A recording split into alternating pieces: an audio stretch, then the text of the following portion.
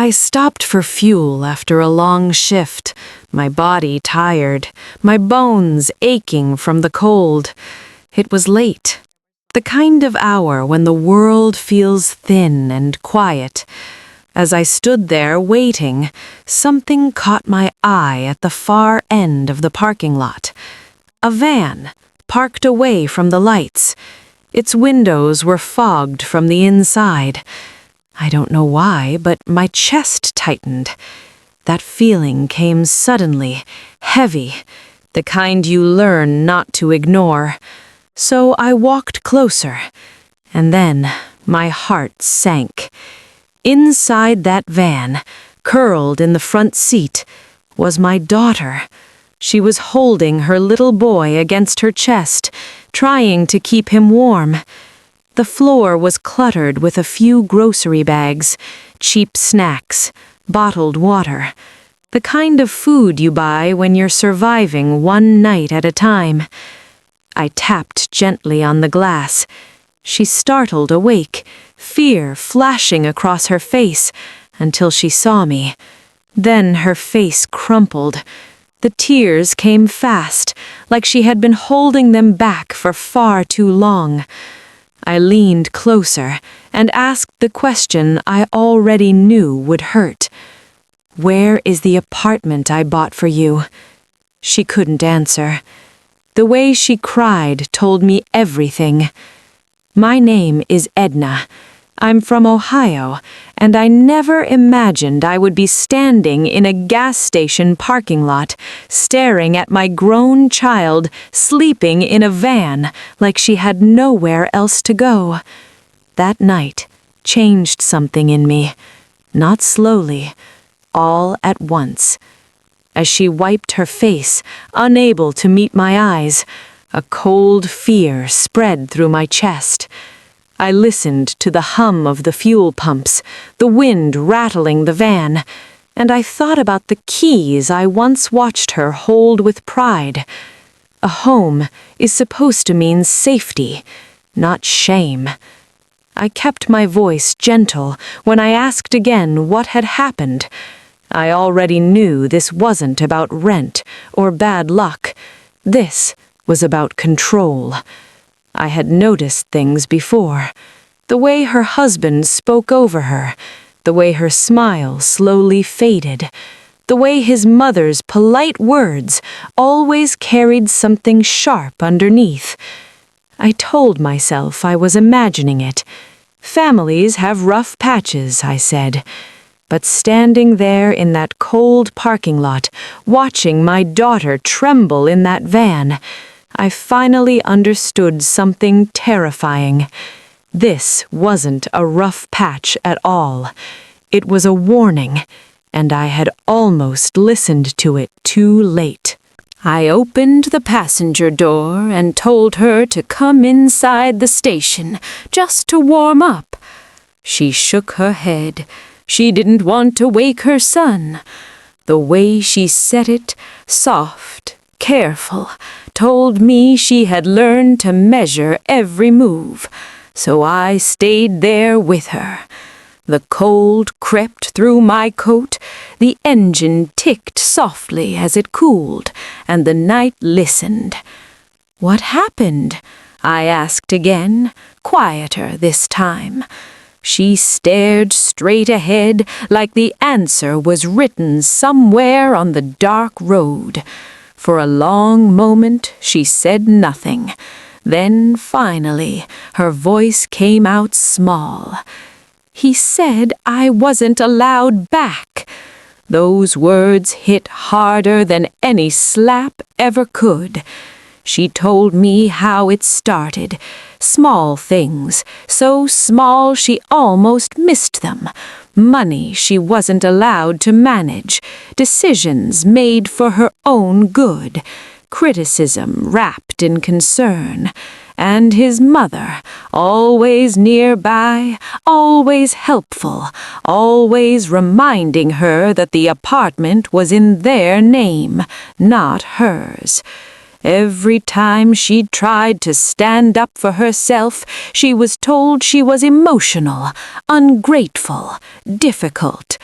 Over time, she began to doubt herself more than anyone else ever could. One night, after an argument she could barely remember, he took her keys. "She needs time to think," his mother said, "and you need to learn your place." My jaw tightened. She slept on a friend's couch for a few nights, then in her car when she didn't want to be a burden anymore.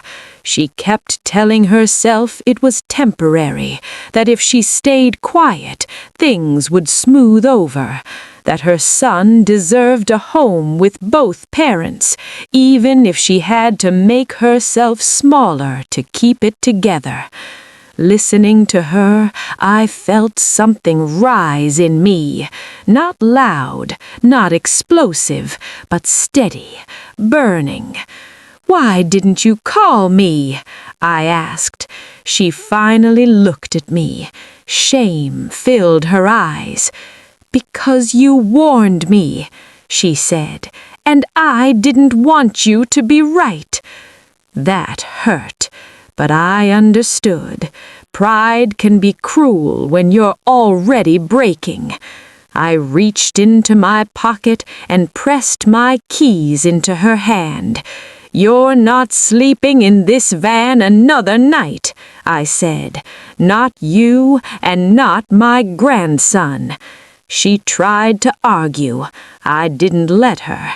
As we drove away, I looked in the mirror and watched the gas station disappear, and something settled in my chest. This wasn't just about helping her survive.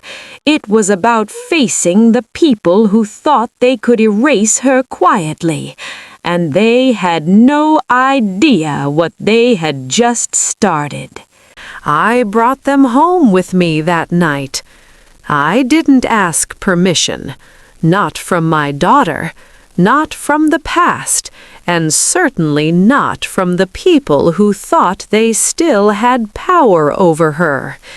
I made up the spare bed, laid blankets on the couch for my grandson. Within minutes, he was asleep. Children rest easily when they finally feel safe. My daughter sat at the kitchen table, her hands wrapped around a mug she never drank from. She looked smaller there, like the years had folded her inward. I remembered that same table from long ago. School papers, crayons, laughter spilling into the hallway. I wondered how long it had been since she felt that kind of ease. The next morning, I called in sick to work, for the first time in years. I told her we were going back, not to argue, not to beg, to collect what belonged to her. Clothes, documents, her son's things. Proof that she existed outside the limits they had placed on her. She hesitated. Fear does that. It teaches you to expect punishment for asking for what's already yours. I drove. When we reached the apartment building, my chest tightened. It looked ordinary, clean, respectable. That's how control often hides. I told her to stay in the car with her son. I knocked. Her husband opened the door only halfway. Surprise crossed his face, then irritation. Behind him, his mother sat on the couch, calm, watching. "She doesn't live here anymore," the mother said before I could speak. I stepped forward, just enough to stop the door from closing. "That's not how this works," I said. My voice didn't shake. I told them we were there for my daughter's belongings. I reminded them that keeping someone's property, especially when a child is involved, isn't a family disagreement. It's something else. She walked out. The husband scoffed. She was pushed, I said, and you know it. The mother stood up then, smoothing her cardigan like she was preparing to negotiate.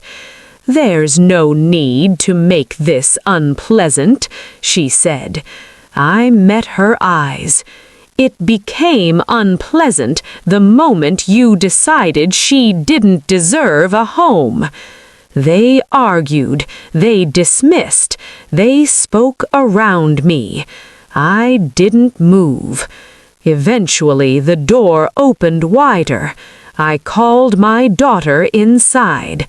She moved quickly, quietly, gathering what mattered.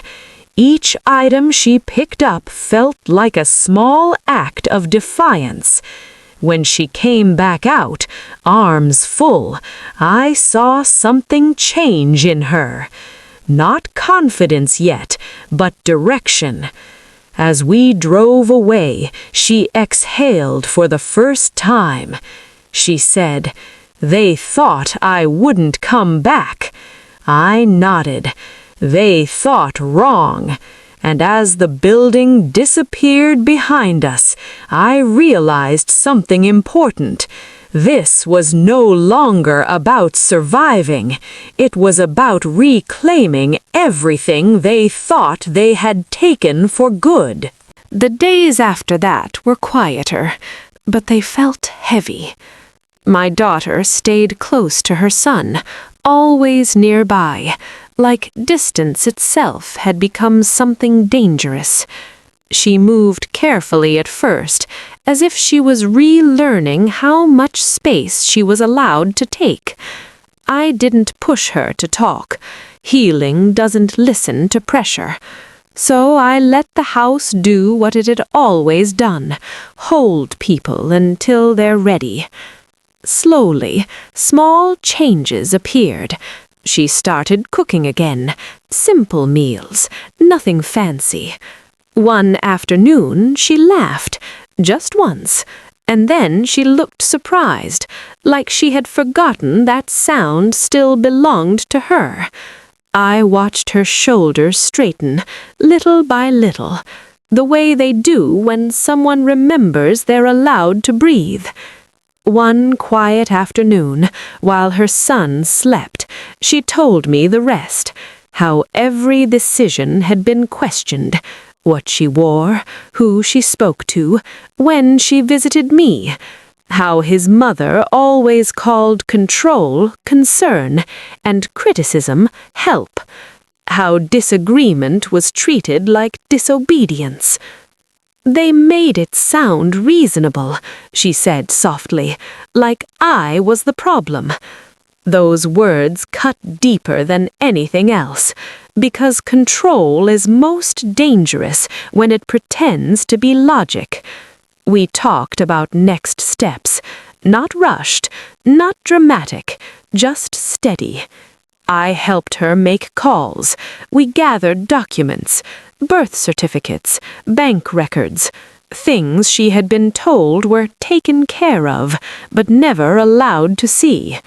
Each call she made lifted something from her. Still, there were nights she woke suddenly, certain she'd hear his voice in the hallway. Days when doubt crept back in, whispering that it might be easier to return, to apologize, to disappear again. Those were the moments I stayed closest. I reminded her of the van, the cold, the way she held her son like the world might take him too. I reminded her that love never asks you to erase yourself. And slowly, I saw it, not just survival anymore, but strength. Careful, yes, but no longer silent, no longer folded inward. One evening after dinner, she looked at me and said something I will never forget. I don't feel invisible anymore. I reached for her hand and held it tight, and as we sat there in the quiet, I realized something that filled me with hope. The woman she had been trying to survive as was finally being replaced by the woman she was becoming. Time didn't fix everything at once, but it stopped rushing past us. Days found a gentler rhythm. My daughter began to learn what safety really felt like. Not loud, not perfect, just steady. My grandson claimed the living room floor with his toys, building small worlds that never told him to be quiet. The first official letter arrived in a plain envelope, then another. Paperwork doesn't hug you, but it stands its ground. With help, she filed what needed filing. She learned which questions to ask and when to stop explaining herself. She learned that no doesn't need permission to be real. There were setbacks, a phone call that left her shaking, a message that tried to soften the past and rewrite it, apologies that came too late and asked for too much. Each time she looked at me, not for permission, but for confirmation. And each time I reminded her of the parking lot, the cold, the van. I reminded her that going back is not the same as healing. She started working again, part-time at first. It wasn't glamorous, but it was hers. The day her bank card arrived with her name printed clearly on it, she smiled. Ownership does that to a person. One afternoon, she stood by the window watching her son play in the yard, and she said softly, "I don't feel like I'm hiding anymore." We didn't speak much about the people who lost control over her life. Anger would have kept them close, and she wanted distance more than justice. What mattered was that she trusted herself again. As for me, I learned something too. Love doesn't disappear when you draw boundaries. It changes shape. It gets clearer. It gets stronger. And sometimes it shows up as a quiet refusal to let harm pass for normal. One warm evening, we sat on the porch together. The sky faded into blue, then darker. My grandson fell asleep with his head on her shoulder. She didn't flinch. She held his weight easily, like someone who knows she's allowed to take up space. She turned to me and said, "Thank you for finding me." I shook my head. "You found yourself," I told her. "I just didn't let go." The world didn't suddenly become kind, but it became honest. And as I watched her that night, finally standing inside her own life, I couldn't help but wonder, how many others are still waiting for someone to notice them before it's too late?